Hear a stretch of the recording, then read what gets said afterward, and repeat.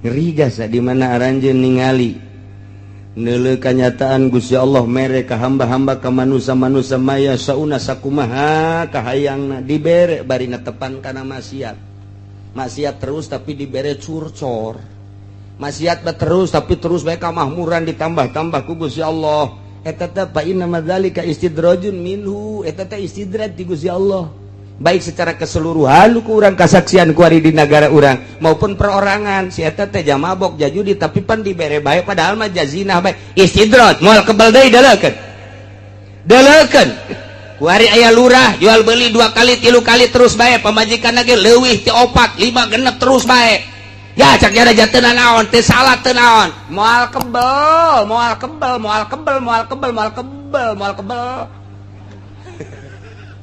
ya itu tiga didelekeun bae kasaksian ge ku urang emang mah istidrat ti Gusti Allah lainnya anak nu belah kamar ieu ge contoh geus loba jasa contoh lurah nu ngaringkuk ku ari geus teu daya teu upaya jangan buadeg jasa ku ari eta moal kebal lain lurah bae kabeh jeung imam mamumna jeung mamumna moal kebal mun teu gegeran istighfar sia-sia ngade ngamakmum ka dinya di calo-calo moal kebal deulekeun geus rarang sadan calo nu ti heula ge ku ari boga teu boga sapeda kempes-kempes acan jaloba jasa kamari ieu mah mobilna nu mewah nu herang teh anu nyana tuh bangunan anu agreng teh anu nyana ku ari anggeus lamun salah sing ada teh lamun salah aduh mantan camat anu baheulana istimewa jasa kerja di camat tanggung buadeg jasa nu teu bisa ditanya ku rakyatna kuari geus kolot ngeringkuk bae imah saaya-aya kendaraan teu gablek paeh geus teu bisa teu boganan ibadah teu jaloba jasa camat teu kudu dicara teu kudu diomongkeun ku kula teu kudu nya nyaraho mamang ge leuwih nyaho malah mah ya dulur mah amang pan camatna ge teu jaloba jasa eta teh istidraj sing hade tah eta keur nyaritakeun batur ku ari sing hade ka diri urang aing besi di istidraj bae lamun dibere kokocoran ku Gusti Allah harta loba jasa kemudian ieu aingna teu ibadah istidraj berarti lamun urangna ibadah di kocoran nah ieu mah pangbubungah ti Gusti Allah nah nu mantak sing hade loba jasa berarti nu ku urang kadeuleu istidraj ti Gusti Allah teh mantak sing hade cikasan nyaritakeun wallahi ma ahadun minan nas basatallahu lahu fid dunya falam yakhaf ayakuna qad mukira lahu fiha illa kana qad naqasa amaluhu ajaza ra'yu teu aya hiji jelema ti manusia dijembarkeun ku Gusti Allah dunyana tapi teu sieun bahwa eta adalah tipuan ti Gusti Allah istidraj ti Gusti Allah berarti nya teh kurang amal jeung kurang pemikiran moal kebal deui bakal kena siksa ti Gusti Allah. Ya Allah ya Rabbi sing hade jasa sing hade tinggal urang ku ari nu cicing bae kiai ustad sok kadatangan jelema nu kararitu pan kiai mah tuh datang bae japaran ti kokosed atuh berarti kokosed deuk pilkada datang ka kiai geus jadi atuh jauhan kiai kokosed ngaranna tinggal kotorna bae kiai tengetkeun ku sia kiai lah cenah kiai uci geus atuh aing mah lain kiai ja calo aing mah sing ada urang babarengan ya sing ada negara nu sejen mah kajian rusaknya asal udah Tangerang bae pan cenah rusak atuh geus rusak lain kajian rusak ya sa yuh pugu Tangerang pangrusakna teh Tangerang ieu lain lalagaan Masya Allah karim ngajabreg ambalaya tah ku ari urang mun kadatangan jelema nu kitu kumaha ja osok kadatanganan hendak inget kak dongeng Kangjeng Nabi Musa diwahyuan ku Gusti Allah Musa idza ra'aital faqra muqbilan faqul marhaban bi syi'aris sholihin di mana anjeun neuleuh jelema fakir datang ka anjeun sambut marhaban bi syi'aris sholihin sambut mun aya jelema fakir komo ahli ibadah sambut ku anjeun eta teh anjeun teh keur kadatangan syi'aris sholihin coba kiai aya nu nyambut nu fakir namun aya kiai na keur ngedeng bae kitu. Waalaikum. Ka pamajikan saya teh coba. Eta mah tetangga anu miskin teh bejakeun keur istirahat.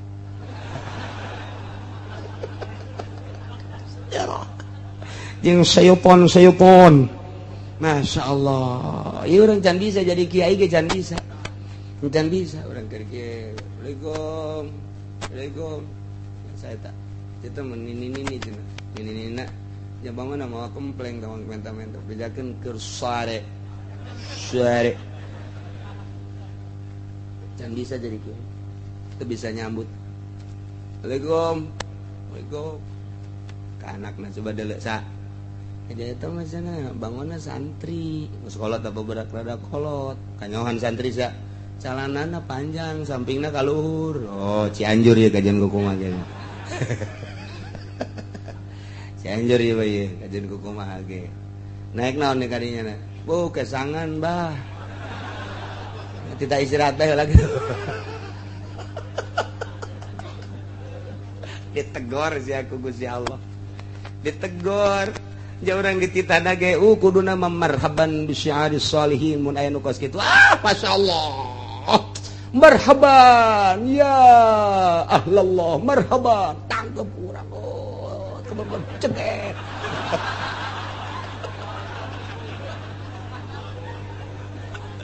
aduh asa jasa hirup Gusti sebab kiai mah keur didelekeun ku Allah kiai mah sebab dibere ilmu titip aing ilmu ka sia kiai sia menang dapang menang nangkup di pondok pesantren 15 tahun gunakeun ku hari keur didelekeun mantap ulama Inggris jasa ge keur didelekeun sia ka mana hate sia coba ketika datang mantap kai mah kiai mah macem-macem nu datang teh ti mimiti nu waras datang ka nu edana ya aya kai mah kiai mah datang nu edan maju sakali nu datang rombongan nu edan masyaallah ieu kumaha menyikapina awas keur didelekeun ku Gusti Allah je mangkumaha eta teh utusan Allah nek dikumahakeun ieu tah eta datang timiti nu susah kuduna mah marhaban marhaban sambut duh nu miskin mah datang cari kayak gitu cai nginumna gelek lek oh kurang kene tambah sak anu pelayana santri geus eueuh deui nyutai teh mah cai sumur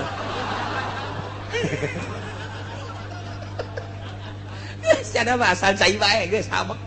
Teu kudu nu amis-amis nu kitu ieu. Sambut.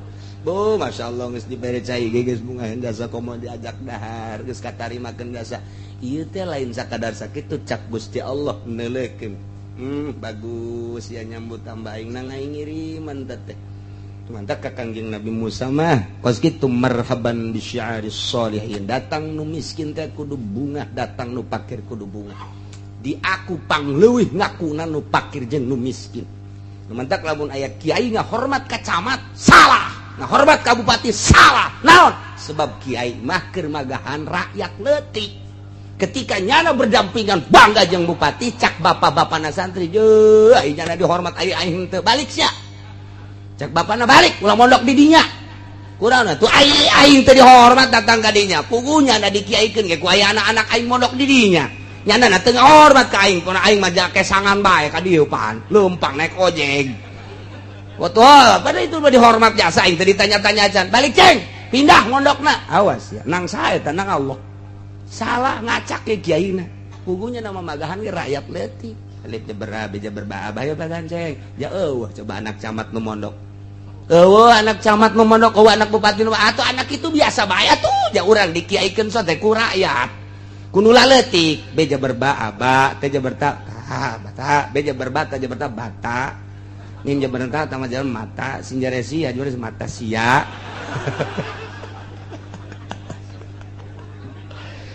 nah kuari Musa wa idza ra'aital ghaniya muqbilan ilaika faqul lambun ujilat uqubatu di mana aya nu datang ka anjeun jelema sugih menghadap ka anjeun sambut ku ucapan zambun ujilat uqubatu dosa anu moal kebal deui bakal kena siksa mun anu sugih kos kitu Kangjeng Nabi Musa merenung ya Allah ya Rabbi apakah seluruh nu sugih kudu kitu ucapkeun nama kitu ngan haju deketan coba nu sugih Musa baik di kalangan pemerintah maupun di kalangan rakyat mun aya nu sugih deketan geus dideketan kumaha ajak coba titah nangtungkeun syiarus sholihin sarua jeung pakir lamun pakir dan janjeurkeun agama ku syiarus sholihin ku pakirna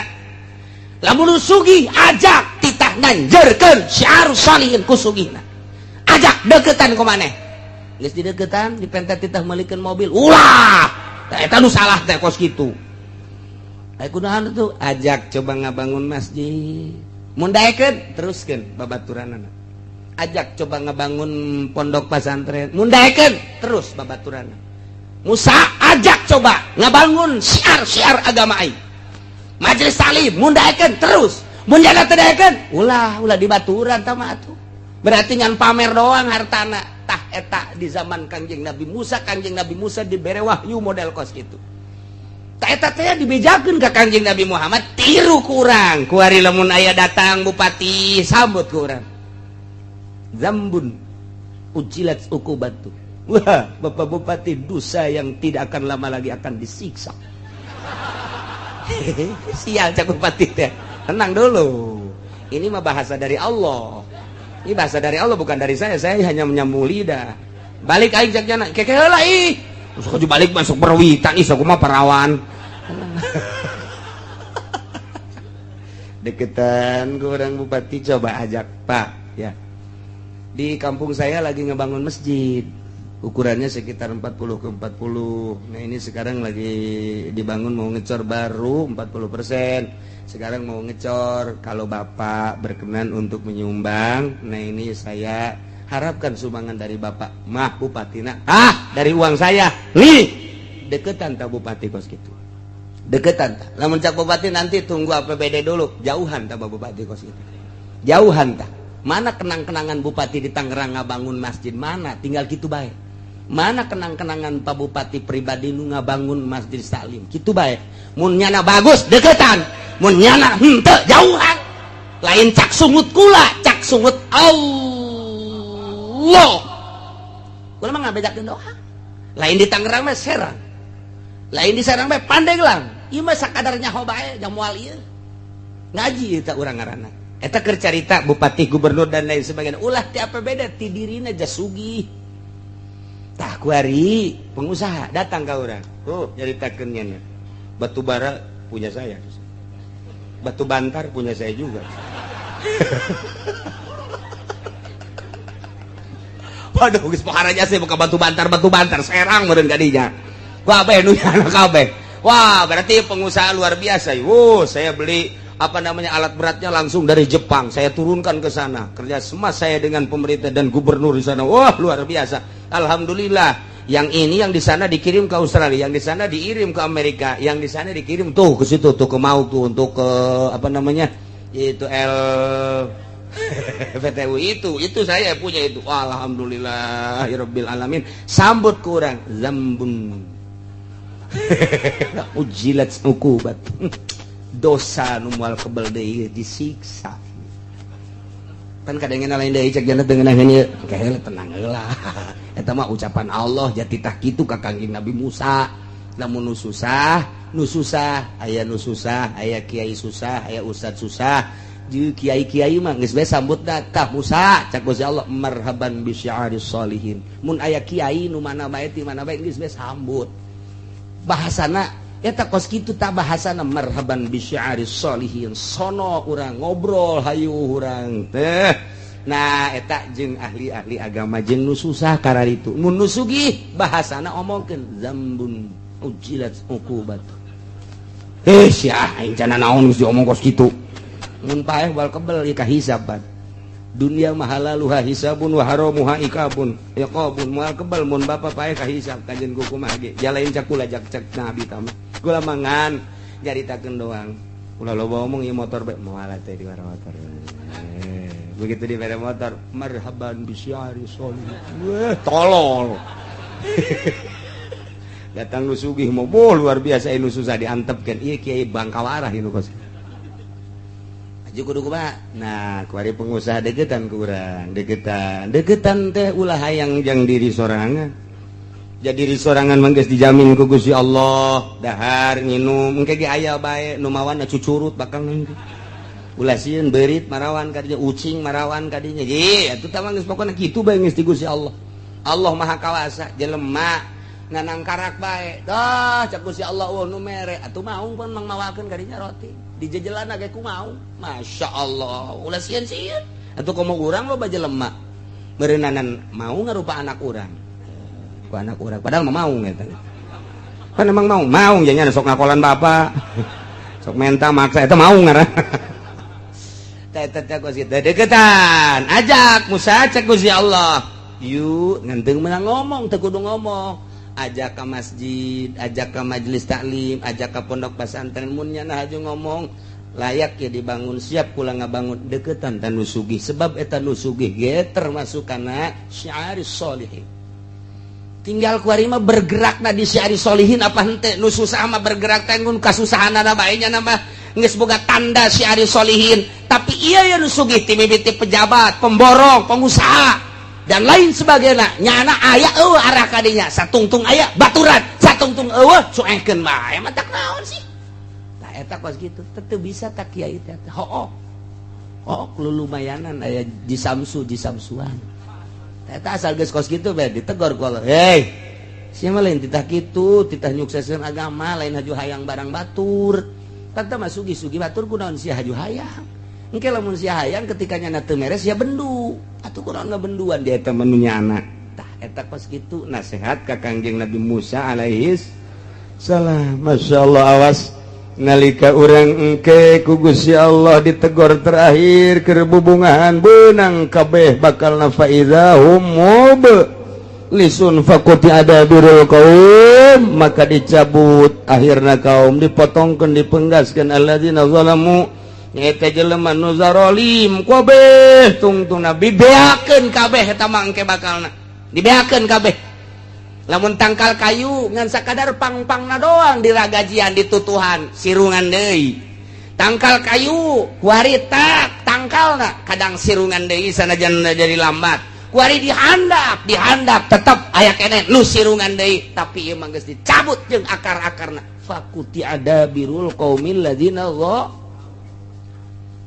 dicabut langsung ku Gusti Allah jeung akar-akarna mun nisbat di tangkal kayu geus moal sirungan deui kitu kene jelema zalim cabut ku Gusti Allah moal sirungan deui Abu Jahal cabut Firaun cabut Namrud cabut dicabut bae ku Gusti Allah aya teh melalui rakyat engke aya nu melalui Gusti Allah langsung siksa ku Gusti Allah cabut ku Gusti Allah tapi pencabutan gitu teh kadeleuna mah melalui tangan masyarakat hakikat ti Gusti Allah mun geus teu bisa ku kitu langsung ku Gusti Allah tsunamikeun deui gempakeun deui cabut ku Gusti Allah contoh nu bara heulang geus tinggal kuari urang keur berhadapan jeung Amerika Amerika mah poha jasa ieu teh jeung urang kuari teh keur lain lalagaan teh menghadapi Amerika teh Indonesia mah geus bertekuk lutut tapi di luar negeri anti Amerika nangis nampak luar biasa sanajan ditincakan Irak tetap rakyatnya anti Amerika tidak akan diserahkan negara secuil pun terhadap Amerika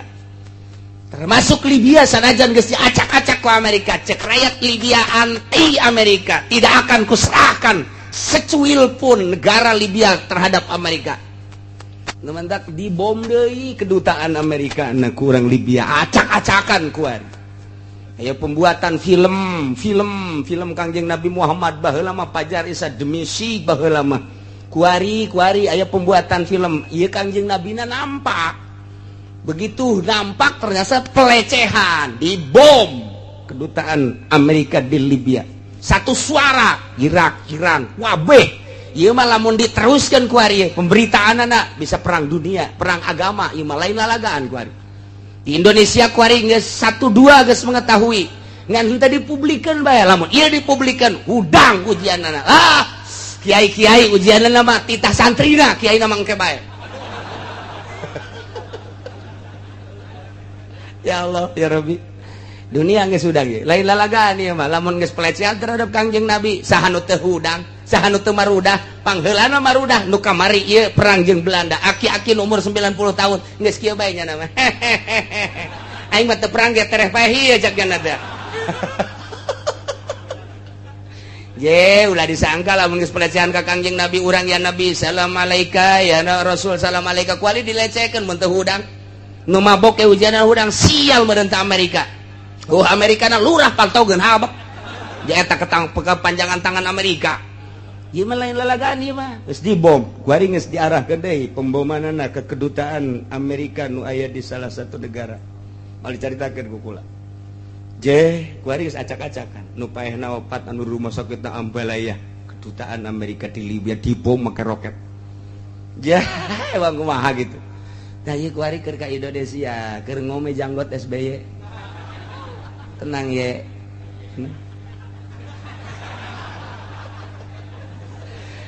Ampun Masya Allah Karim ayat yang mantak rahimallahu abdan tadabbaru hadhil ayat Allah merewelas asih ka jelema anu mikir jeung ingat-ingat kana ieu ayat lantaran lamun kurang ditadabur dipikir urang bakal mengarah kana tobat loba maca istighfar ka Gusti Allah Subhanahu wa ta'ala mun urang boga anak bejaan sing hadeceng gitu lantaran ieu keur fatahna alaihim abwaaba kulli syai' besi kadituna akhadnahum bagtatan sing hadeceng adapun urusan Allah ngan urang aya geus tobat matuh ngeunaheun bae sing hade kata tangga urang anu judi teh sing hade ja ieu mah geus teu bisa temempan ku sungut kiai geus temempan ku Gusti Allah ieu mah geus tinggal nyiksa we cak Gusti Allah sia ku utusan aing ulama-ulama temempan ku aing na bae geus temempan cak nya manaon dek lupat ka mana sia ku aing digempakeun deui sia akhadnahum bagtatan naudzubillah min mantak geus bae lah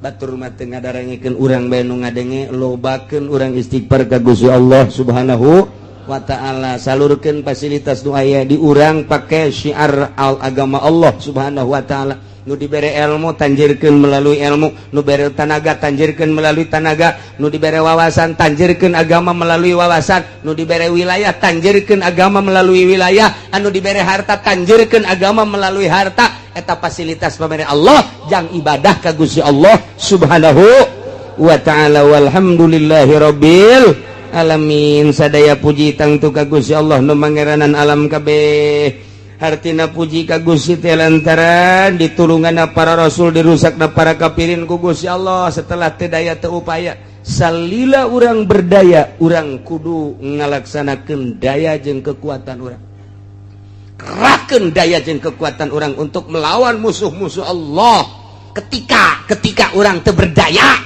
tetapi urang teh geus terjepit jasa doa ka Gusti Allah Allah maha uninga ke Allah anu nurunkeun adab langsung sakaligus kitu bae geus hese-hese kuari di Jakarta atau pemilihan gubernur teh geus mulai kafir coba eta teh kumaha sagoreng-gorengna ai muslim pan rada deres pas bagus-bagus kafir pan musuh walan tardo angkal yahudu walan nasor hatta tattabi'a millatahu ngaran kafir mah musuh bae sajahat-jahatna nu muslim lantaran eta mah maksiat ngaranna ta eta pan geus mulai diduet-duetkeun ku sekarang itu eta kakara hiji encan ka negara ka daerah-daerah nu sejen geus jeung calon-calon ge nu bararagus deui ieu mah tinggal fatahna alaihim abwaaba kulli syai' kadituna akhadnahum bag naudzubillah min zalik geus teu daya teu upaya engke bakal aya bantuan Allah Subhanahu wa ta'ala deuleu dina alam tara kaifa fa'ala rabbuka bi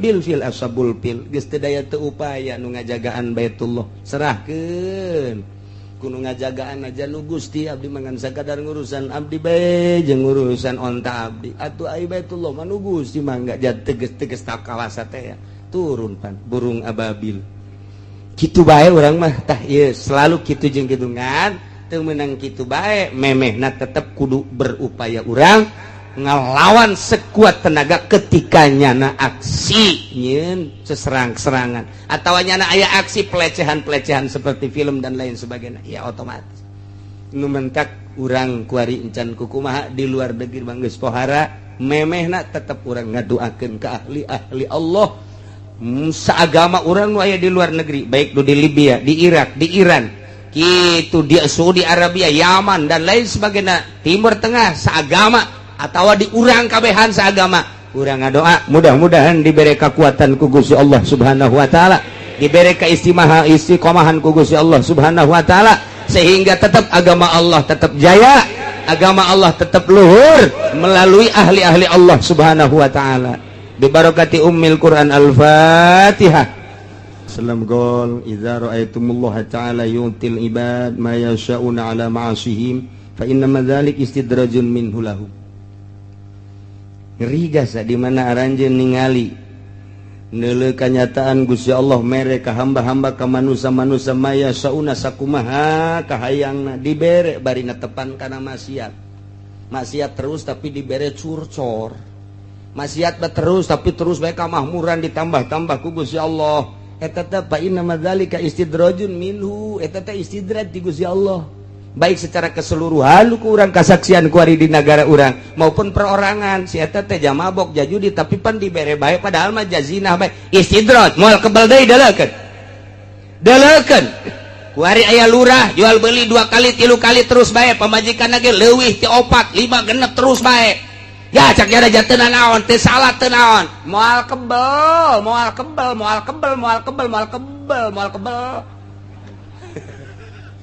ya tuh tinggal didalekeun bae kasaksian ge ku urang emang mah istidraj ti Gusti Allah. Lainnya anak nu belah kamar ieu ge contoh geus loba jasa. Contoh lurah nu garingkuk. Ku ari geus teu daya teu upaya, jangan buadeg jasa ku ari. Eta moal kebal. Lain lurah bae kabeh jeung imam mamumna. Jeung mamumna moal kebal mun teu gegeuraan istighfar sia-sia ngade ngamakmum ka dinya. Di calo-calo moal kebal dalekeun geus rarangsadan calo nu tih heula ge ku ari boga teu boga sapeda kempes-kempes acan jaloba jasa. Kamari ieu mah mobilna nu mewah nu herang teh anu nyana. Tuh bangunan anu agreng teh anu nyana. Ku ari anggeus. Lamun salah. Sing ada teh lamun salah. Aduh mantan camat anu baheulana istimewa jasa kerja di camat tanggung buadeg jasa nu teu bisa ditanya ku rakyatna. Kuari geus kolot tang ringkuk bae imah saaya-aya kendaraan teu gablek paeh geus teu bisa teu boganan ibadah teu. Jaloba jasa camat teu kudu dicerok teu kudu diomongkeun ku kula teu kudu. Nya nyaraho mamang ge leuwih nyaho malah mah. Ja dulur mah amang pan camatna ge.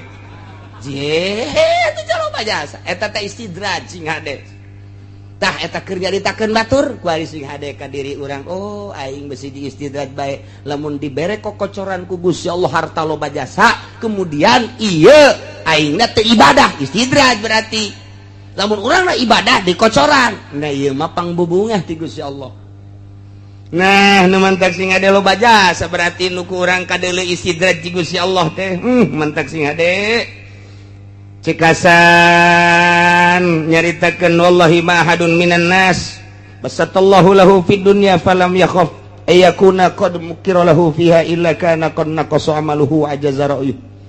Teu aya hiji jelema ti manusia dijembarkeun ku Gusti Allah dunyana tapi teu sieun bahwa eta adalah tipuan ti Gusti Allah istidraj ti Gusti Allah berarti nya teh kurang amal jeung kurang pemikiran moal kebal deui bakal kena siksa ti Gusti Allah. Ya Allah ya Rabbi sing hade jasa sing hade tinggal urang ku ari nu cicing bae Kiai Ustad sok kadatangan jelema nu kararitu pan Kiai mah tuh datang bae aja paranti kokosed atuh paranti kokosed deuk pilkada datang ka Kiai geus jadi atuh jauhan Kiai kokosed ngaranna tinggal kotorna bae Kiai tengetkeun ku sia Kiai lah cenah Kiai uci geus atuh aing mah lain Kiai ja calo aing mah. Sing hade urang babarengan ya sing hade negara nu sejen mah kajian rusaknya asal udah Tangerang bae. Pan cenah rusak. Atuh geus rusak lain kajian rusak ya sa. Yeuh pugu Tangerang pangrusakna. Pangrusakna teh Tangerang ieu lain lalagaan. Masya Allah karim. Ngajabreg ambalaya. Tah ku ari urang. Mun kadatangan jelema nu kitu kumaha ja osok kadatanganan. Hendak inget kak dongeng Kangjeng Nabi Musa. Kangjeng Nabi Musa diwahyuan ku Gusti Allah Musa. Idza ra'aital faqra muqbilan faqul marhaban bi syi'aris sholihin. Di mana anjeun neuleuh jelema fakir datang ka anjeun sambut marhaban bi syi'aris sholihin. Sambut. Mun aya jelema fakir komo ahli ibadah sambut ku anjeun eta teh anjeun teh keur kadatangan syi'aris sholihin. Coba Kiai aya nu nyambut nu fakir. Namun aya kiai na keur ngedeng bae gitu. Waalaikum. Ka pamajikan saya teh coba. Eta mah tetangga anu miskin teh bejakeun keur istirahat.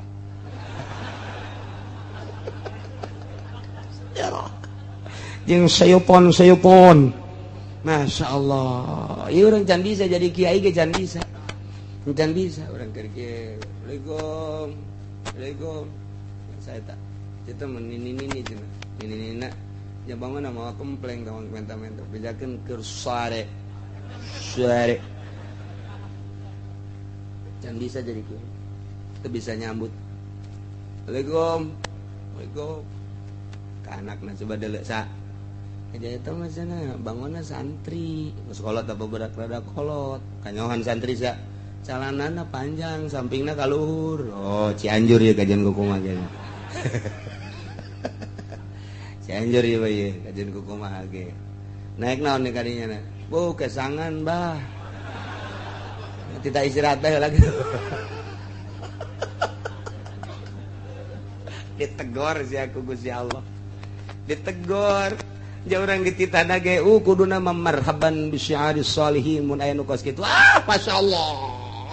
Marhaban ya ahlallah, marhaban. Tanggep urang. Kebeban ceget.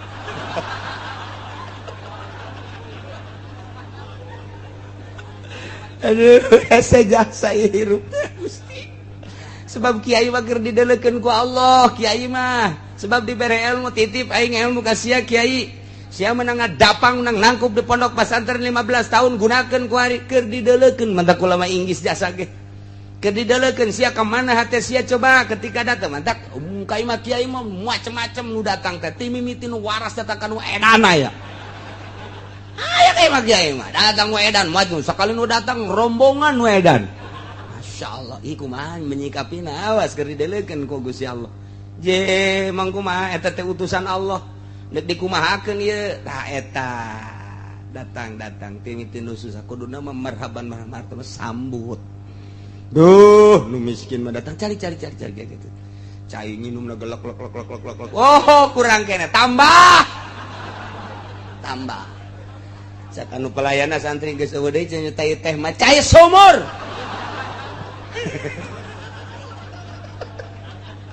Sada mah asal cai bae geus habek. Teu kudu nu amis-amis begitu ieu. Sambut. Bu, masyaallah geus dibere cai ge geus bunga jasa komo diajak dahar geus katarimakeun jasa. Ieu teh lain sakadar sakitu cak Gusti Allah neuleukeun.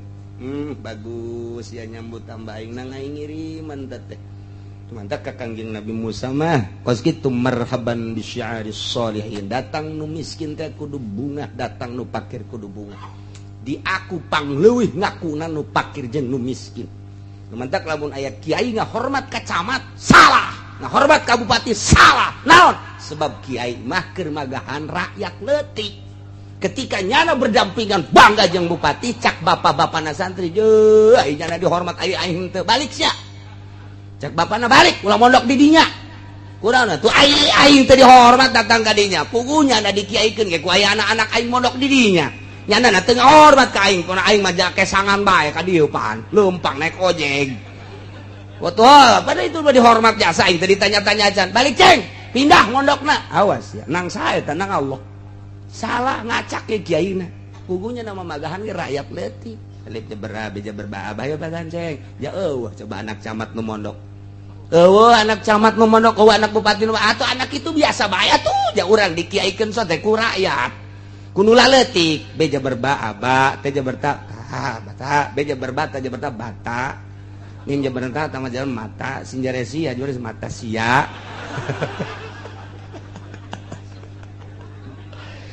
Nah kuari Musa wa idza ra'aital ghaniya muqbilan ilaika faqul lamun ujilat uqubatuh. Di mana aya nu datang ka anjeun jelema sugih menghadap ka anjeun sambut ku ucapan zambun ujilat uqubatu. Dosa anu moal kebal deui bakal kena siksa. Mun aya nu sugih kos kitu. Kanjeng Nabi Musa merenung, ya Allah ya Rabbi, apakah seluruh nu sugih kudu kitu? Ucapkeun nama kitu ngan haju deketan coba nu sugih Musa. Baik di kalangan pemerintah maupun di kalangan rakyat mun aya nu sugih deketan. Geus di deketan kumaha? Ajak coba titah nangtungkeun syiarus sholihin sarua jeung pakir. Lamun pakir dan janjeurkeun agama ku syiarus sholihin ku pakirna. Lamun nu sugih ajak bupati tah nganjerkeun syiar salihin kusugihna. Ajak deketan ku maneh. Geus dideketan dipentet titah meulikeun mobil. Ulah. Tah eta nu salah teh kos kitu. Aya kunaon tuh? Ajak coba ngabangun masjid. Mun daekeun teruskeun babaturanana. Ajak coba ngebangun pondok pesantren. Mun daekeun terus babaturanana. Musa ajak coba ngabangun syiar-syiar agama aing. Majelis taklim mun daekeun terus. Mun jana teu daekeun ulah dibaturan tah mah atuh. Berarti ngan pamer doang hartana. Tah eta di zaman Kangjeng Nabi Musa dibere wahyu model kos kitu. Tah eta teh dibejakeun ka Kangjeng Nabi Muhammad tiru ku urang. Ku ari lamun aya datang bupati sambut ku urang. Zambun ujilat ukubatu. Wah, Bapak Bupati, dosa yang tidak akan lama lagi akan disiksa. Sial cak bupati teh. Tenang dulu. Ini mah bahasa dari Allah. Ini bahasa dari Allah bukan dari saya. Saya hanya menyambung lidah. Balik aing cak jana. Keke heula ih. Terus kudu balik masuk perwitan ih sakumaha perawan. Deketan ke orang bupati coba ajak, Pak, ya. Di kampung saya lagi ngebangun masjid. Ukurannya sekitar 40 ke 40. Nah ini sekarang lagi dibangun mau ngecor baru 40%. Sekarang mau ngecor. Kalau Bapak berkenan untuk menyumbang, nah ini saya harapkan sumbangan dari Bapak. Mah Bupatina. Dari uang saya. Nih, deketan tak Bupati kos gitu. Deketan tak. Lamun cak Bupati nanti tunggu APBD dulu. Jauhan tak Bupati kos gitu. Jauhan tak. Mana kenang-kenangan Bupati di Tangerang ngabangun masjid mana? Tinggal gitu baik. Mana kenang-kenangan Pak Bupati pribadi nu ngabangun masjid taklim? Kitu bae. Mun nyana bagus deketan, mun nyana henteu jauhan. Lain cak sungut kula, cak sungut Allah. Kula mah ngabejakeun doa. Lain di Tangerang mah Serang. Lain di Serang mah Pandeglang. Ieu mah sakadarnya ho bae jang moal ieu. Ngaji eta urang ngaranna. Eta keur carita bupati, gubernur dan lain sebagainya. Ulah ti APBD ti dirina jasugih. Tah kuari pengusaha datang ke orang. Oh, nyaritakeun nya. Batu bara punya saya. Batu bantar punya saya juga. Waduh, geus paharanya saya buka batu bantar Serang meureun kadinya. Wah, bae nu nyana kabeh. Wah, berarti pengusaha luar biasa. Saya beli alat beratnya langsung dari Jepang. Saya turunkan ke sana. Kerja sama saya dengan pemerintah dan gubernur di sana. Wah, luar biasa. Alhamdulillah. Yang ini yang di sana dikirim ke Australia, yang di sana dikirim ke Amerika, yang di sana dikirim tuh ke situ tuh ke mau tuh untuk ke itu PTU itu saya punya itu. Alhamdulillahirabbil alamin. Sambut kurang zambun. Ujilat ukubat. Dosa nu moal kebal deui disiksa. Pan kadengeun lain deui cek jana teu ngeunah ieu. Kae tenang heula. Eta mah ucapan Allah jati tah kitu ka Kangjeng Nabi Musa. Lamun nu susah, aya nu susah, aya kiai susah, aya ustad susah. Jeung kiai-kiai mah geus bae sambutna tah Musa, cak Gusti Allah marhaban bi syi'aris sholihin. Mun aya kiai nu mana bae ti mana bae geus bae sambut. Bahasana eta kos kitu tak bahasana marhaban bi syi'aris sholihin. Sono urang ngobrol hayu urang teh. Nah eta jeung ahli-ahli agama jeung nu susah karena itu. Mun nu sugih bahasana omongkeun zambun ujilat uqubat. Sia aing cenah naon geus diomong kos kitu. Mun paeh bal kebel ieu kahisaban. Dunia mahalaluha hisabun wa haramuha ikabun. Yaqabun moal kebel mun bapa paeh kahisab kanjeun ku kumaha ge. Jalain cakula jak cek nabi tama. Kula mangan nyaritakeun doang. Kula loba omong ieu motor bae moal teh di motor. Begitu di bere motor marhaban bisyari solih. Wah, tolol. Datang nu sugih mah luar biasa nu susah diantepkeun. Ieu kiai Bangkawarah ieu kos. Aju kudu kumaha? Nah, kuari pengusaha degetan ku urang, degetan teh ulah hayang jang diri sorangan. Jadi diri sorangan mah geus dijamin ku Gusti Allah, dahar nginum engke ge aya bae nu mawan cucurut bakal nanti. Ulah sieun beurit marawan kadinya, ucing marawan kadinya. Ye, atuh tah mah geus pokona kitu bae geus ti Gusti Allah.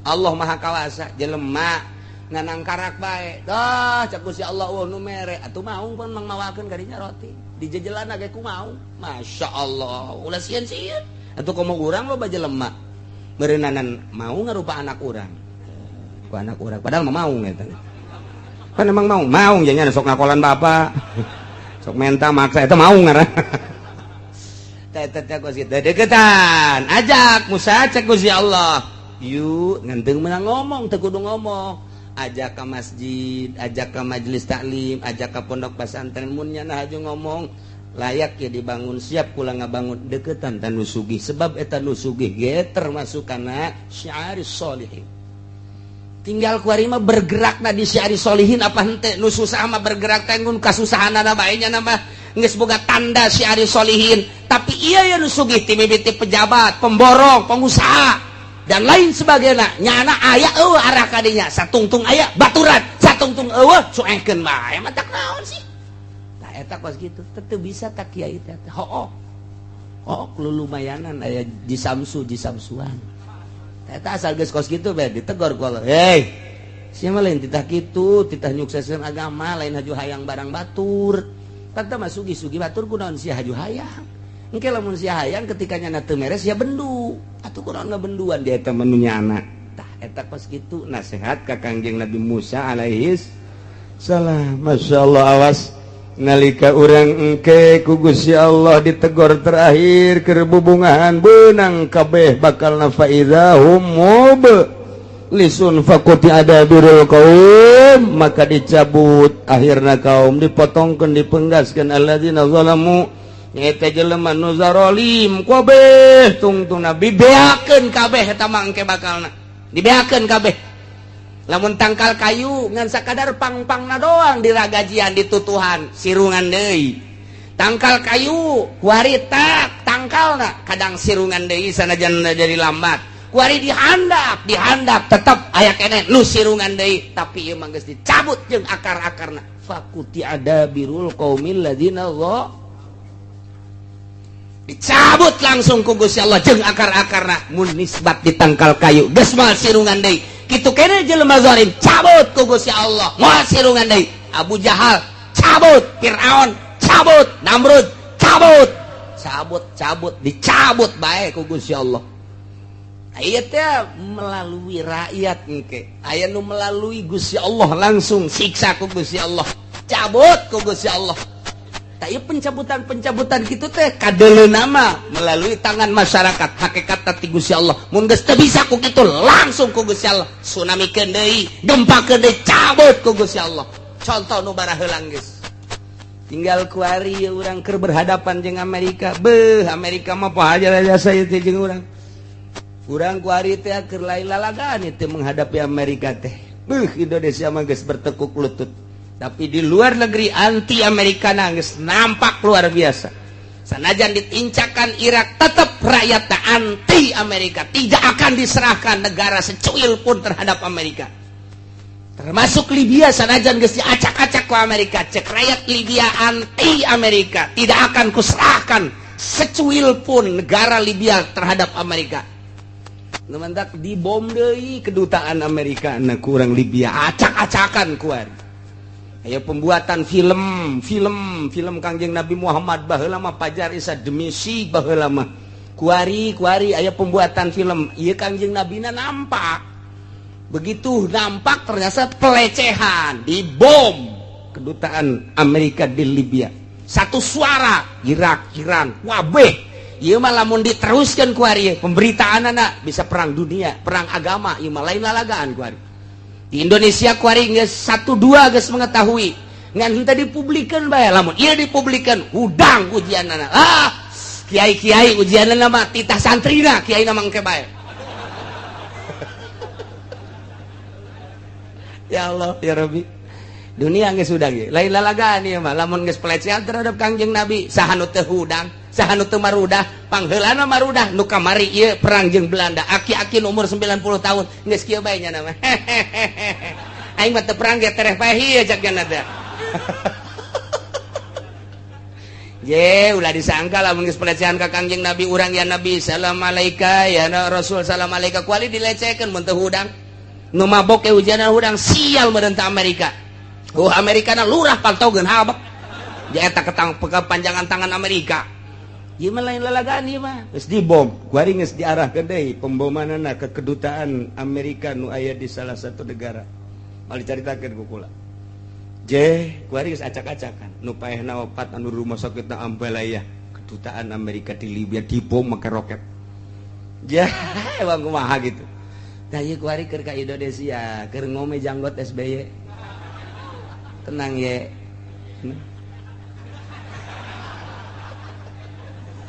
Aduh, ampun ini Masya Allah karim. Nah ayatnya numantak rahimallahu abdan tadabbaru hadhil ayat. Allah merewelas asih ka jelema anu mikir jeung ingat-ingat kana ieu ayat. Lantaran lamun kurang ditadabur dipikir urang bakal mengarah kana tobat loba maca istighfar ka Gusti Allah Subhanahu wa ta'ala. Mun urang boga anak bejaan sing hadeceng gitu lantaran ieu keur fatahna alaihim abwaaba kulli syai' besi ka dituna akhadnahum bagtatan sing hadeceng. Adapun urusan Allah ngan urang aya geus tobat matuh ngeunaheun bae.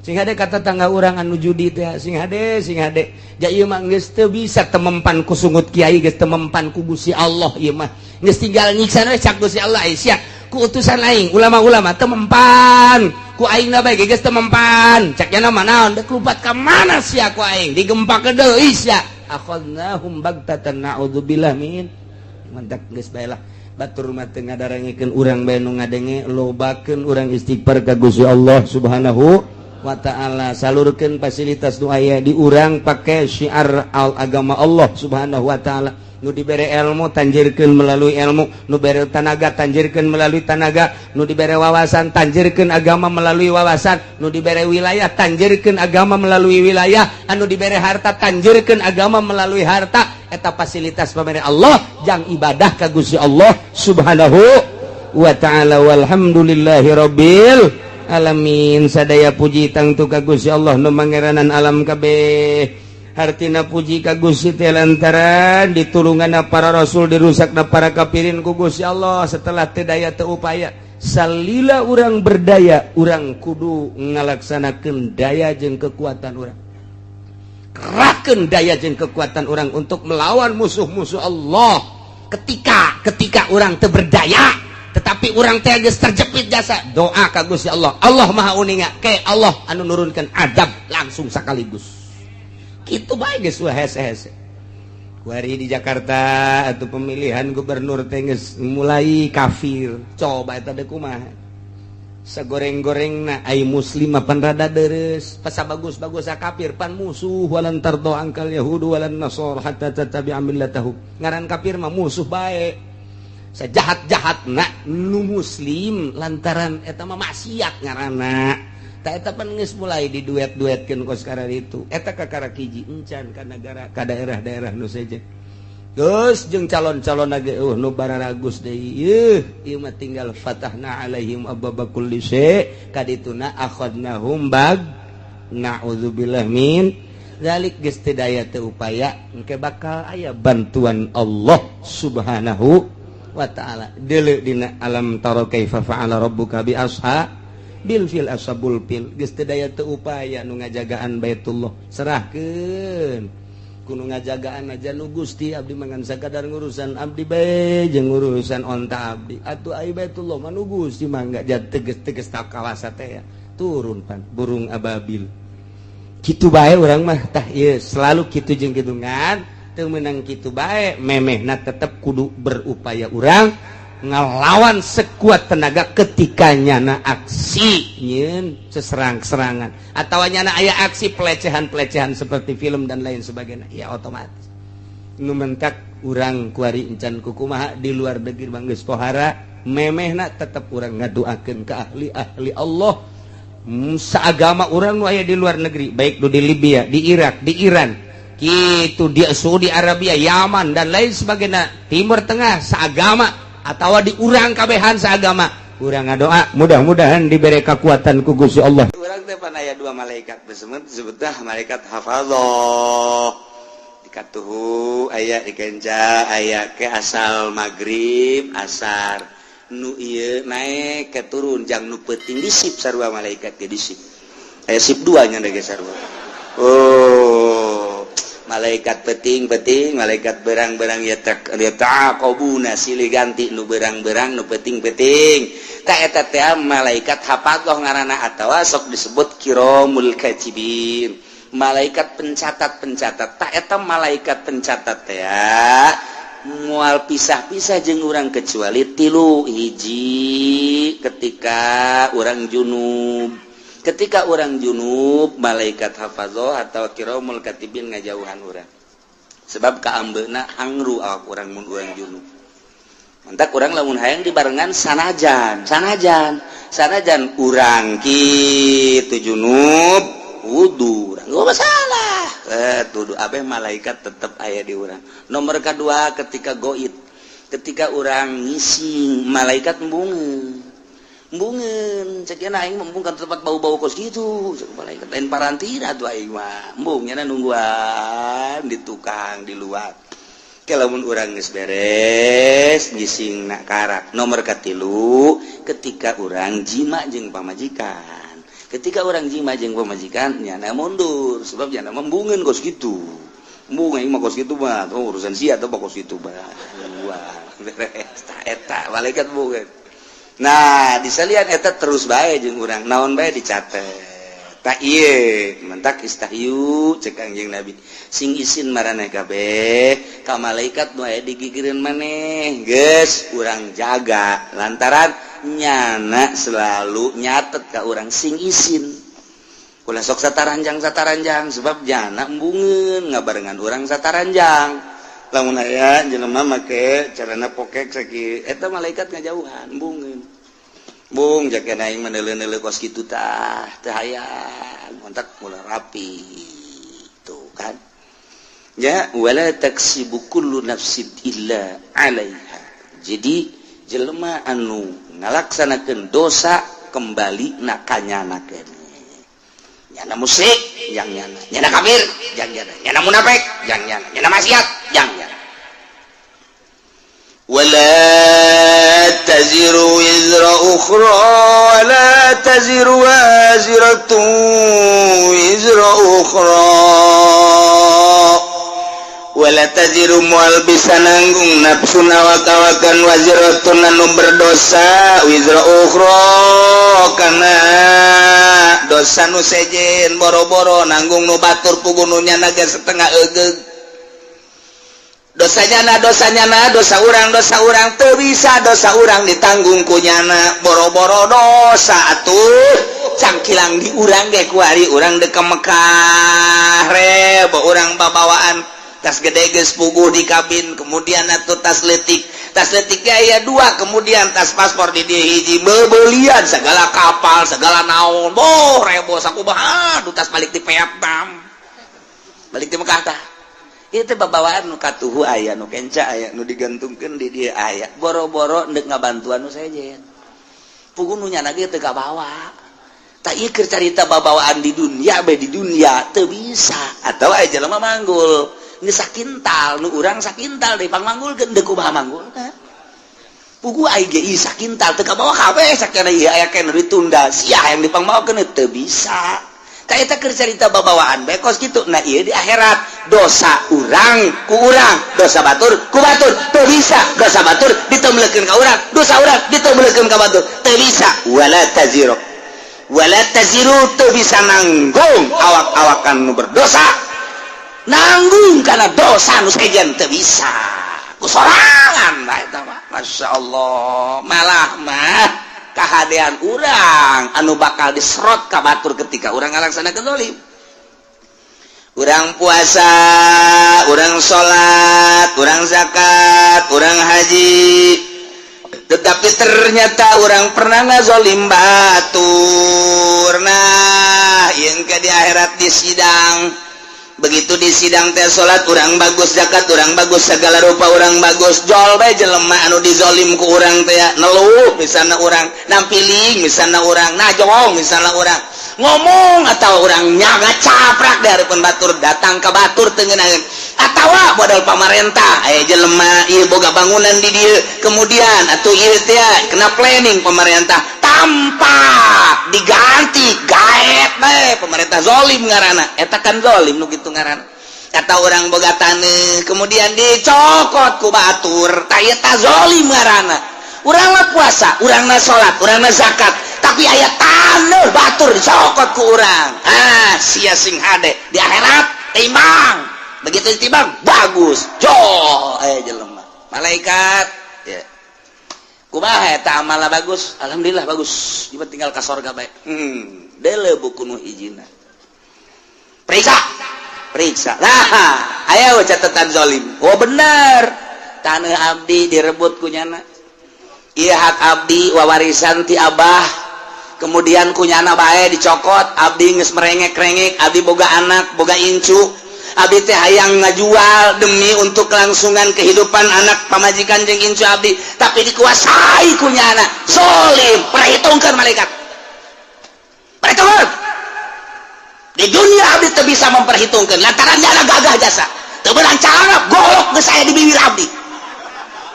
Jawara jana mah kuari jajawaran, hai siap pokona mah. Tanah abdi, ayo hitung. Jadi kumaha tuh? Perhitungkeun kumaha miskin aya kumaha. Waduh, ieu mah kadzaliman ieu. Geus kieu kudu kuat teh ya. Kahadeannya nah ka dieu ke salat kakak cokot ku adi. Haji kakak dicokot ku adi. Jazolim kanu teh sahektar makan impan. Kali 5 juta pan semeterna. Beuh, pohar jasa. Di mana 5 juta? Lah ngomong lah 5 juta bae heulana.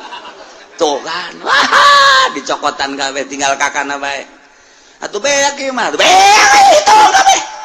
Bahkan cek malaikat kabeh ieu kahadean geus dibikeun ka dieu masih kurang keneh. Nah, lamun kurang keneh kos kitu kagorengan abdi teu beuleuh keur kanyana.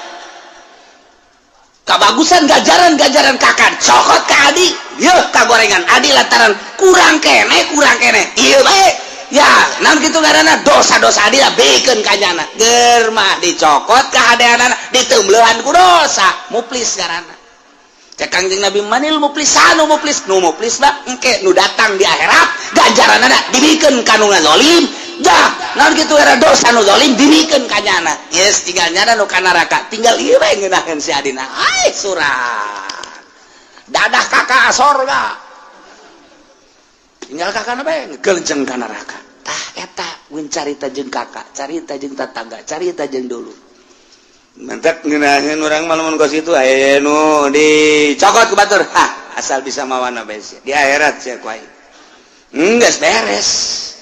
Urang tetep nu urang boga motor jalaina ngeridit ieu mah aing meuli asli jasa cokot ku batur tinggal urang mah hak bae. Laporan ka polisi engkena bakalna waduh leungit embe kudu bayar ku sapi mah bakalna.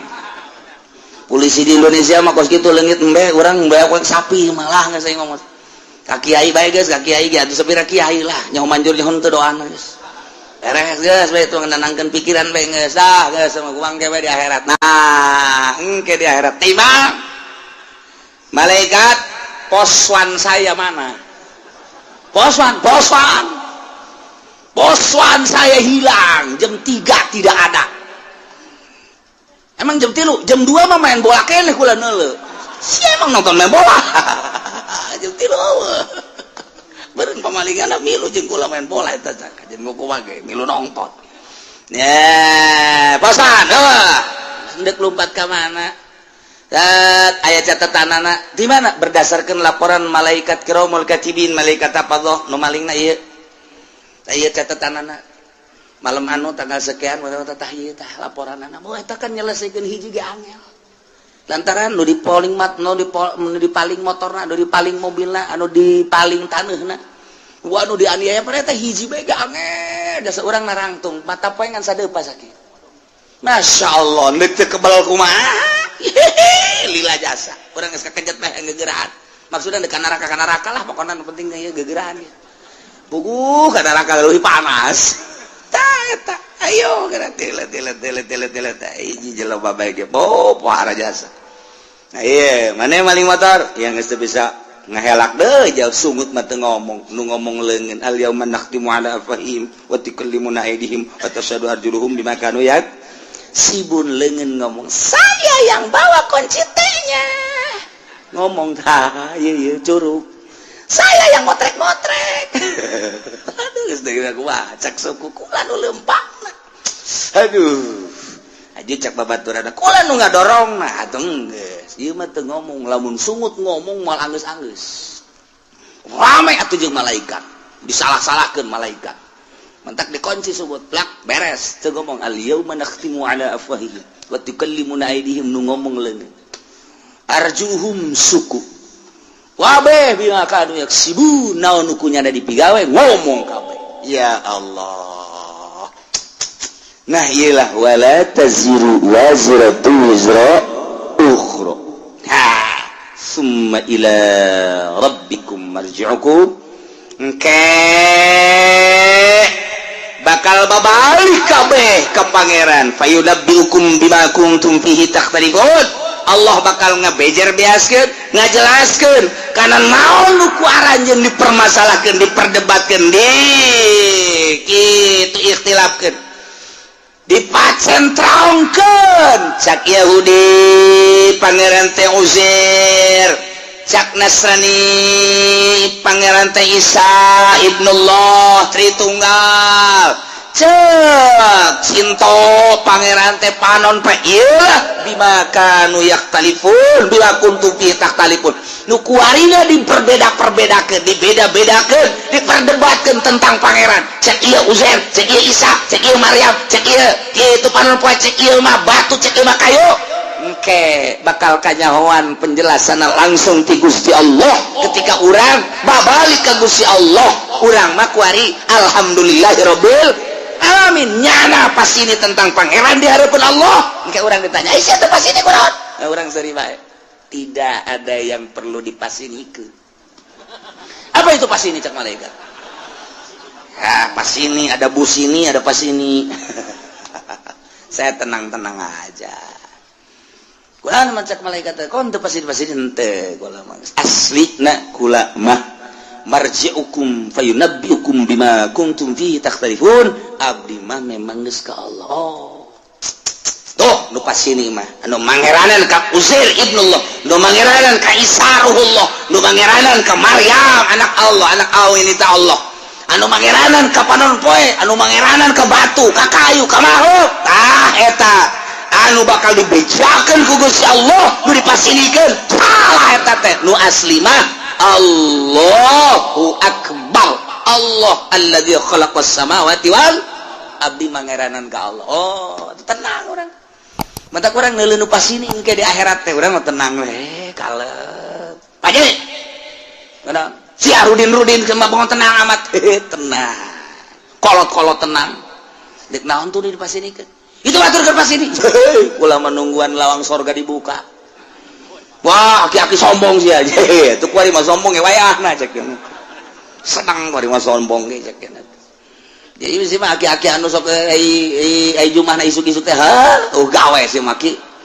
Gawe naon teh mah ka Allah, pangeran Allah, kuari nu bogana Allah, anu ngetaratur segala rupa Allah. Ye sagedeung deui ieu mah deuk bawa ka sorga ku Allah.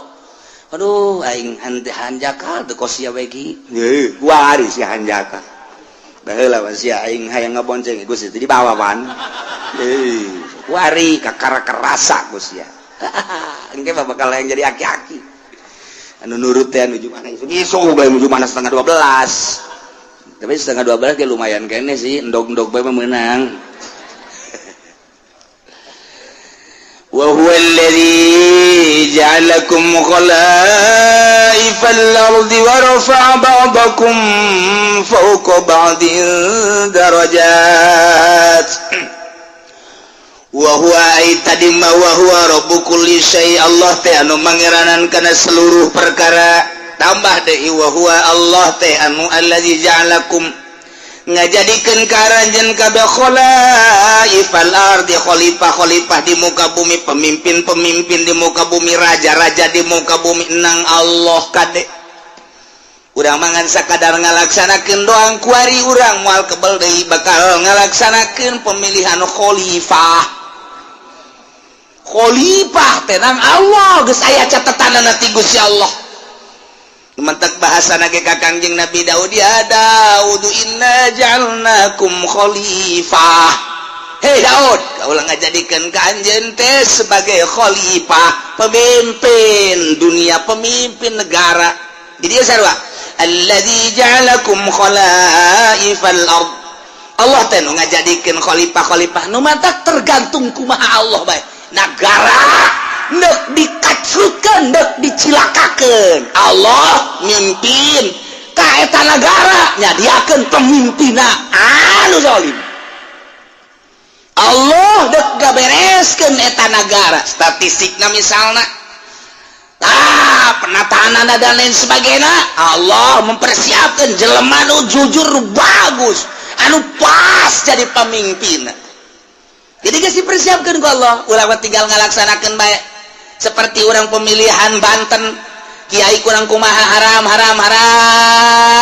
milih pemimpin awewe teh haram malah didobatkan ku kiai-kiai keneh adu argumentasi eta teh maksudna emang Allah deuk ngajadikeun pemimpin Banten sebagai konde anu zalim kos itu pan kos kitu teh kajeun tinggi halangan ku bae moal bisa dalil tinggal dalil unggal pengajian kiai nyaritakeun haram milih awe endahan kiai ngajakan ka awewe deh atuh geus kitu we eta Allah teh deuk ngajadikeun Banten teh Banten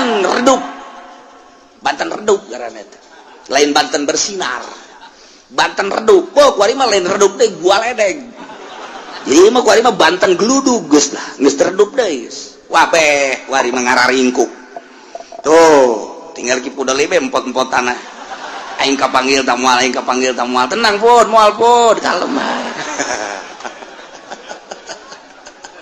aduh masyaallah lainnya na bae loba tuh kan sih ta asal ku Allah deuk dijadikeun pemimpin kos kitu cak Kangjeng Nabi ke kos kitu di mana Allah hendak menghendaki satu negara bagus Allah bakal munculkeun pemimpin nu bagus ketika Allah menghendaki negara itu kacrut Allah bakal nyadiakeun pemimpinan nu kacrut jeung dikahayu-hayukeun ge teu bisa bae dihayu-hayukeun ge titah ngabagusan teu bisa bae geus ka dieu bae belokna ta eta teh nang Allah lain menang urang siganang urang milih rakyat ngajenengkeun rakyat jadilah manehna siganang rakyat hakikat nama menang Allah dina itu surat itu dicaritakeun inna ja'alnakum khalaif nah ieu ge sarua khalifah ieu ge sarua wa rafa'na kitu ngana wa huwal ladzi ja'alakum khalaifal ard Allah teh ngajadikeun karanjeun kabeh kana pamimpin-pamimpin bumi di mana bae ge kudu aya pamimpin aja ngurus negara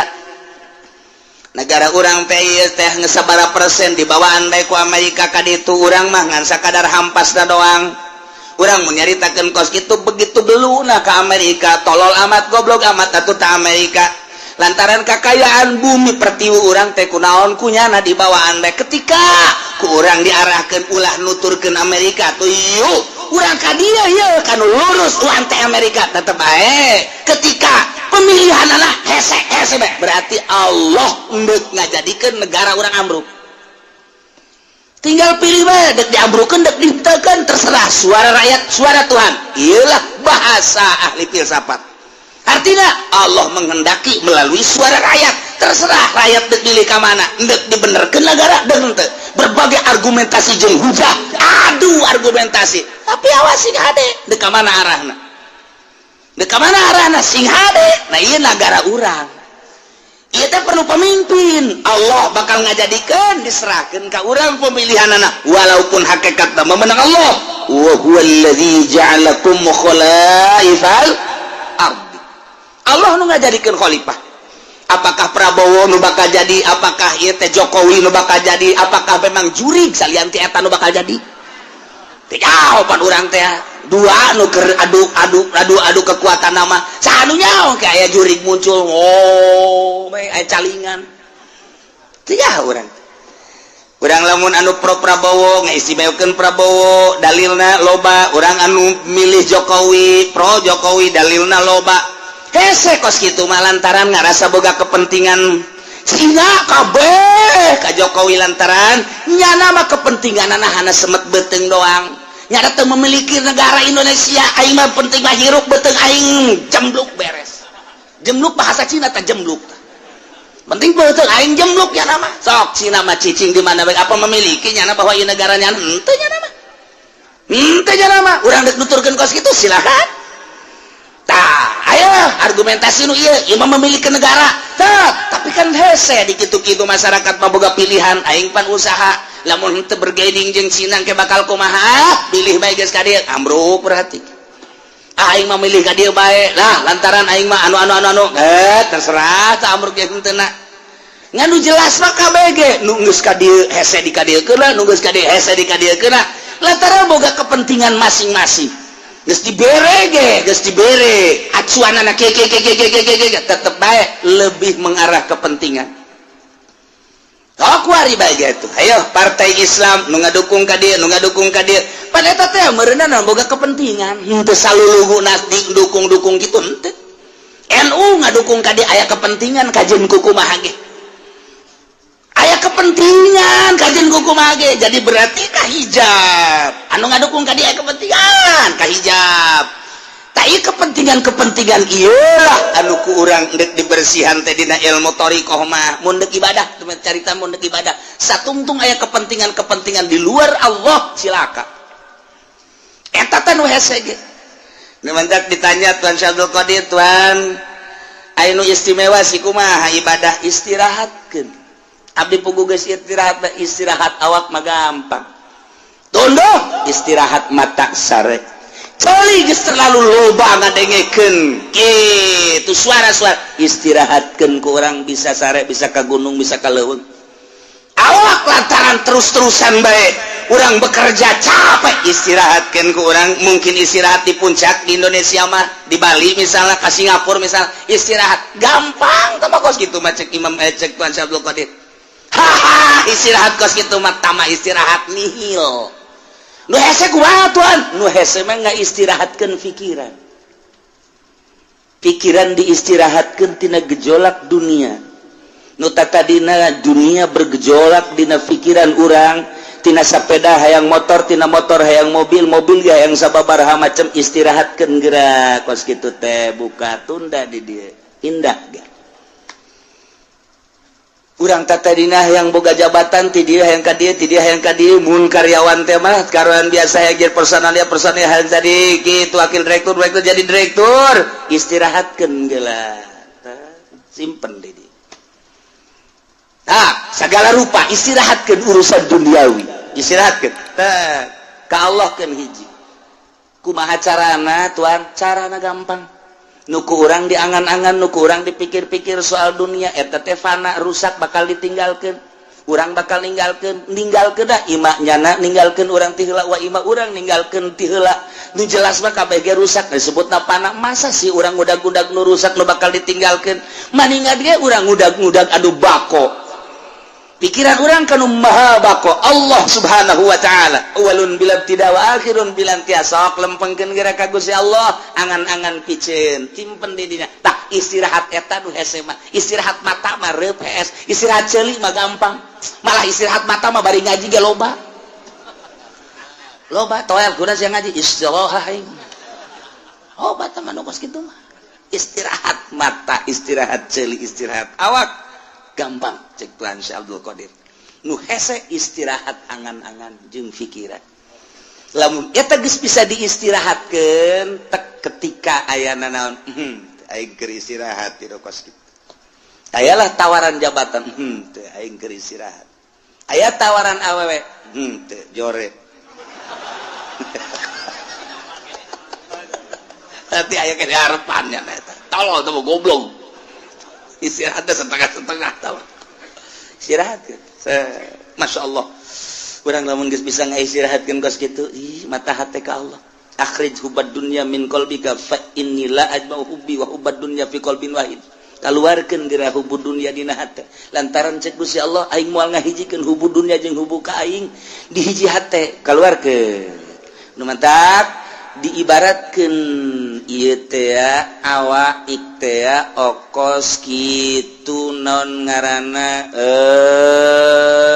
okos belantara teh urang lempang ninggalkeun belantara srut geus ketinggalan ta dunia hiji keur ngahareupan akhirat kuari urang aya di ranah akhirat ternyata ranah akhirat ge masih kena hijab kene tinggalkeun teu kanyunieun akhirat geus ninggalkeun dunia ninggalkeun akhirat ku ari urang kanu nyieun dunia jeung akhirat Allah mun geus kadinya indah jasa eueuh kabungahan kecuali bareng jeung Allah eueuh kasenangan kecuali bareng jeung Allah kieu bae sih ku ari kieu ye urang lempah babarengan jeung nu boga pabrik egel waduh egle geus ku ari egle geus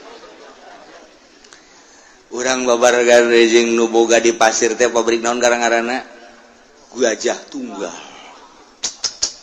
urang ka Jakarta ke Bandung bareng merasa bangga sebab naon ieu nu di sisi urang teh nu boga Gajah Tunggal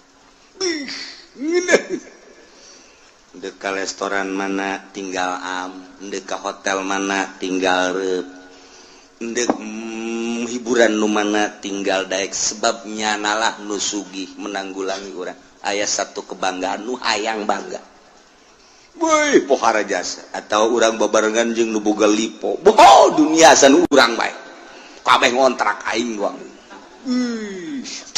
pohara jasa eta keur carita dunia bae urang nu hobi jabatan gila jabatan bareng urang jeung bupati satu kebanggaan kiai nu babarengan jeung bupati teh ngarokona ge geus lain wah eta jenama overdosis eta overload eta aduh kabeh kadeuleun ku batur aing kiai keur bareng jeung bupati bangga jasa naek nyana jeung menteri dua ngarokon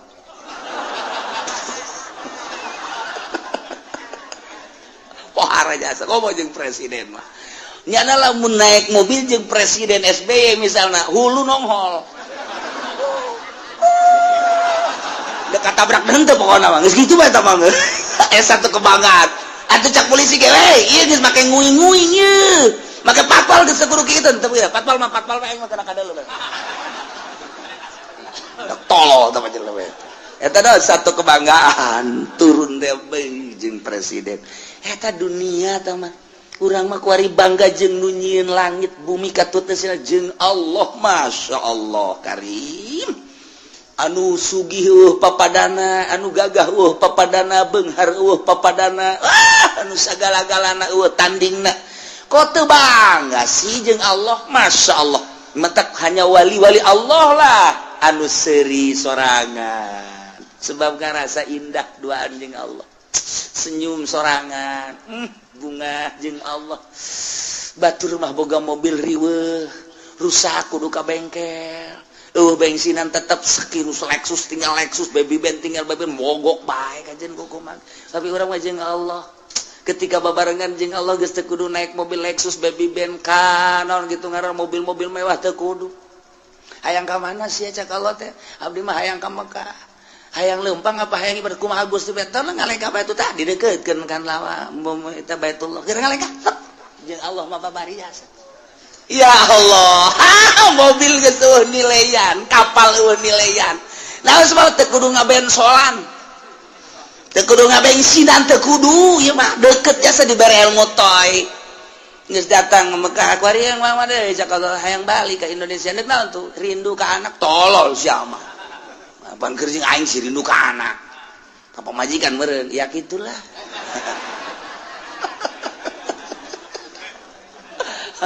dek jalan mana tuh cek Allah teh seakan-akan gitu dek jalan luhur cara manuk dek jalan handap sapatala cara Syekh Mansur atawa dek jalan biasa bae darat nyangakeun we kumaha Gusti bae ajar darat bae tuh perem deukeutkeun mobil teh leka tek datang perlu mobil geus henteu kapal teu perlu jeung Allah bae lamun geus urang deket jeung Allah teh eta lelengkahan dek ka mana bae ge masyaallah karim tah mah gilir ge geus kudu make mobil gilir kana kolot kana ngora aduh mantep jasa geus cek nu kolot isi juri tah lain bagian di aing aya di aing ge kana teh cek nu ngora kitu keneh ieu mah juri beureun kajen kukumaha ge janjana mah kadang aya kadang eueuh wah makajan kuku mah ge aya mbah jambrongan ieu macam mah ayo geus deket jeung Allah mah geuna jas masyaallah karim lamun Tuhan Abdul Qadir buka jeung muridna aya 40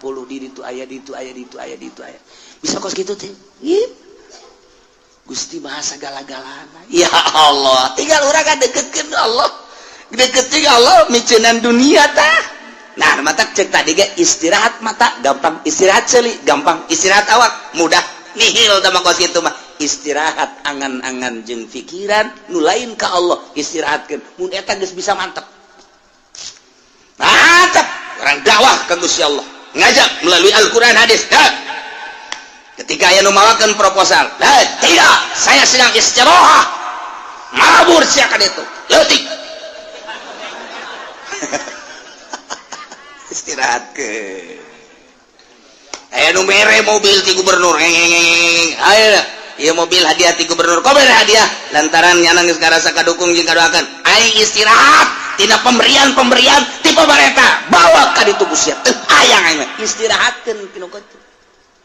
Karak pol ka Gusti Allah. Gimbir jelema, okos jelema tapi lain. Okos lain jelema tapi jelema. Sebenarnya saha sih nyananya? Eta istirahat didokes gitu. Lamun urang geus bisa ka istirahat berutan Tuhan Syekh Abdul Qadir, istirahat angan-angan, istirahat pemikiran selain Allah, karak cekas ujianna. Eueuh nanaon. Nah, balikan deui Allah teh allazi ja'alakum khalaifal ard.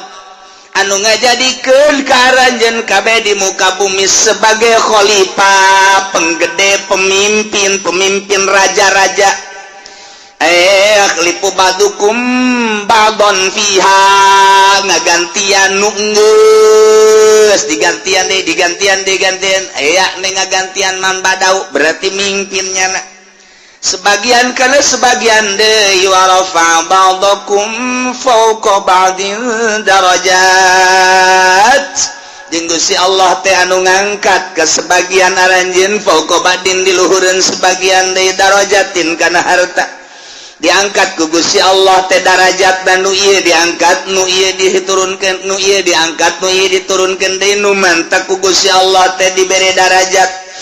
Aya jelema nu dibere kasep, aya jelema nu dibere jore, aya jelema dibere sugih, aya jelema dibere fakir, aya jelema dibere mulya, aya jelema dibere rendah, aya jelema dibere pinter, jelema dibere bodoh, aya jelema dibere kuat, nu hiji deui dibere lemah. Ieu kabeh lain berarti nandakeun lemahna Allah. Justru Allah merekos kitu teh horenganan liyabluwakum fima atakum. Maksudna Allah mere darajat sebahagian kana sebahagian deui teh ieu teh liyabluwakum maksudna dicoba fima atakum nu dibikeun ku Gusti Allah ka anjeunna. Di dieu maksiat apa tuh? Zaid tadi nama susah. Eker susah manehanana terus dagang make boronjong masih kene aktif ngaji, aktif sholat bahkan jeung roatib-roatibna. Penting bada maghribna masih kene tadarus lantaran teu sibuk ku urusan dunia. Bada isana ge aya pengajian di mushola jana masih kene milu, terus balik ka imah nyana istirahat penting sempat kene tahajud bahkan bari wiridan sholawat jeung sajabana. Eta teh hirup sederhana bagus cik Gusti Allah nyana ngan sakadar ka pasar balik deui ka pasar balik deui kuari banyana teh dibere ku Gusti Allah cik kuaring ciadek dibere coba berubah apa henteu warisanana warisan ti kolotna teh kajual nyana boga kuari duit 500 juta nyin ruko rumah dan kontrakan salah terus ya geus kitu bae pokona mah toko aya rumah aya dan lain sebagainya ngarokok nu tadina kalau kuari gudang garam sarua jeung PNS gudang garam ge ganti Samsu kurang mantep lisong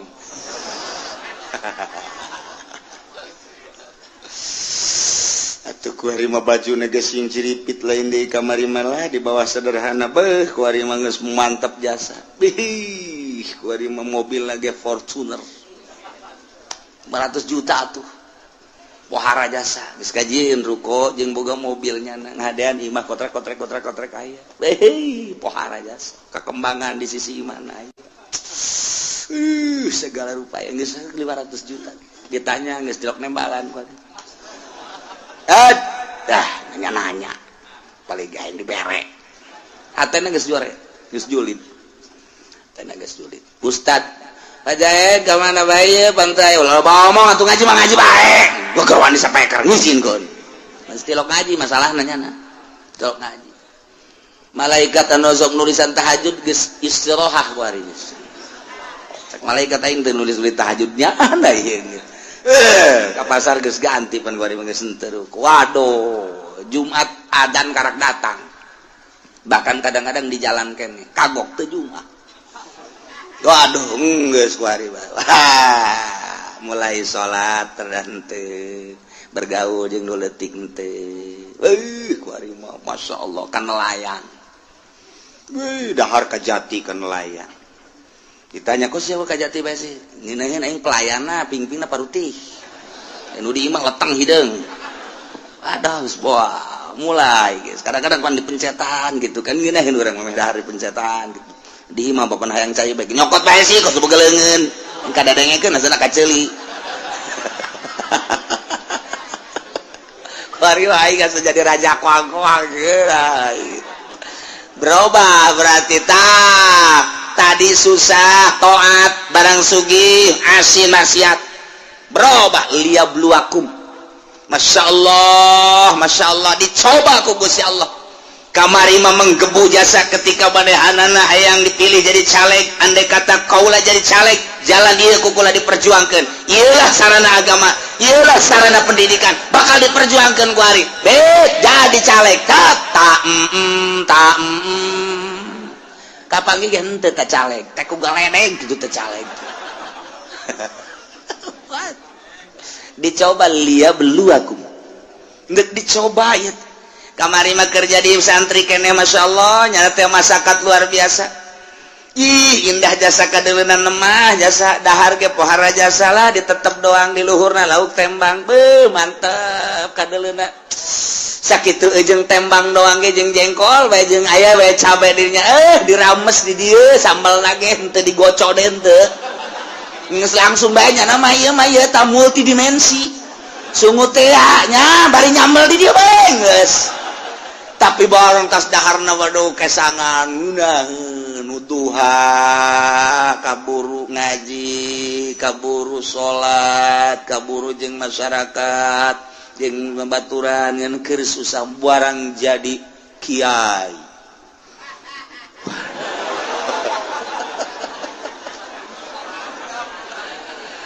teu jeung nu leutik masyaallah mun ngariung teu diberkatan marah aduh ieu jadi kiai mun dahar kudu loba bae deungeunna dan lain sebagainya wah cak Allah ditambahan predikat kiai kok jadi kos kieu jadi takabur endahan iring-iringan jeung camat jeung bupati teu puguh nu diperjuangkeunana iring-iringan nu kos karait oh liyabluwakum dicoba berbagai macam nu susah disugihkeun anu pinter anu bodoh dipinterkeun nu lain kiai dikiaikeun coba ta ieulah wa rafa'a ba'dakum fawqa ba'din darajat liyabluwakum fima atakum istiqomah henteu manehanana ketika istiqomah ngaji bae keur susah ngaji kesenang ngaji bae kemudian nyana teh keur pakir ngaji sore ngaji bae jeung jelema kitu-kitu bae istiqomah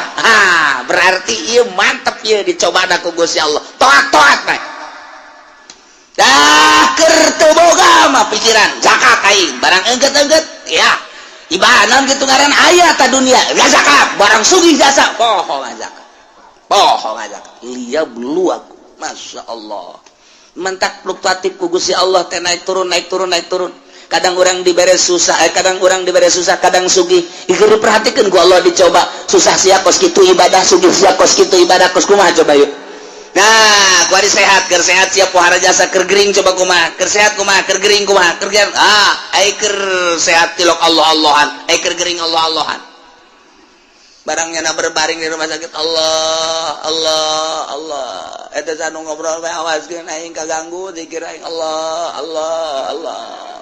ulah ngarobrol badinya gitu bejakeun aing keur zikir Allah Allah Allah cak anakna bah abah ieu keur sehat mah jatilok Allah ulah loba ngomong atuh sia loba mah sia nyinggung ka aing goblok cak anakna ngeunaheun ngadenge abah ku ari mah keur muriang mah Allah Allahan bae bah mendingan muriang bae sia atuh sia naonan atuh ka emak ge bager ka emak abah keur sehat bang emak beak dicak-cak didangkak po dicarekan bae kula nu sedih nama barang muriang mah masih ka mana ulah kena ka mana gitu ampura tangeunaheun sada kula abah mah mending ulah cager-cagernya dicoba ku Gusti Allah barang dek sehat teh rada sehat deui ku ari masih ka mana tuh cak kula ge mending ulah cager abah mah dicoba eta ya Allah lihat dulu aku Masya Allah supaya stabil keur susah keur senang keur sehat keur gering keur sugih keur fakir keur jadi rakyat keur jadi pejabat tetap ka Allah Masya Allah mantap biasa wa rafa'a ba'dakum fawqa ba'din darajat maksudnya liyabluwakum fi ma atakum awas inna rabbaka sari'ul iqab sanyanya pangeran anjeun kancang capat nyiksana bagi jelema nu berubah anu tadina ibadah jadi henteu atawa tadina teu ibadah leuwih radikal awas inna rabbaka sari'ul iqab kancang nyiksana cepat nyiksana kacepetanana lantaran diudang paeh siksa wa innahu laghafurur rahim sanyana Gusti Allah teh maha pisan ngahampura yakin aya laman di dinya gopurna segat mubalaghah yakin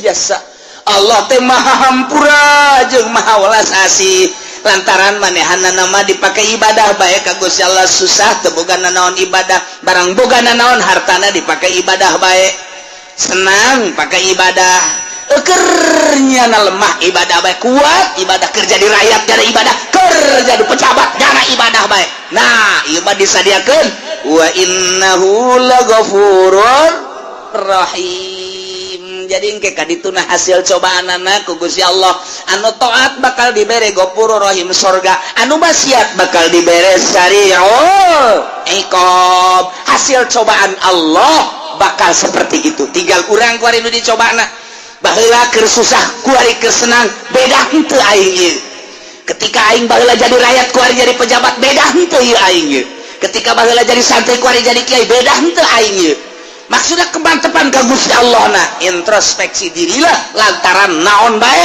anu dibere ku Gusti Allah ka urang sebagai cobaan yeuh lamun tamat cobaanana urang teh kitu nurut ka Gusti Allah taat bakal dibere ghafurur rahim lamun maksiat bakal diberena sari'ul iqab mudah-mudahan urang kabehan dibere sadar bentak mata hati urang diistirahatkeun pikiran-pikiran urang tina duniawi dimantepkeun keyakinan urang ka Gusti Allah sehingga urang ibadah mantep istiqomah ka Gusti Allah sehingga urang menang ridho Allah subhanahu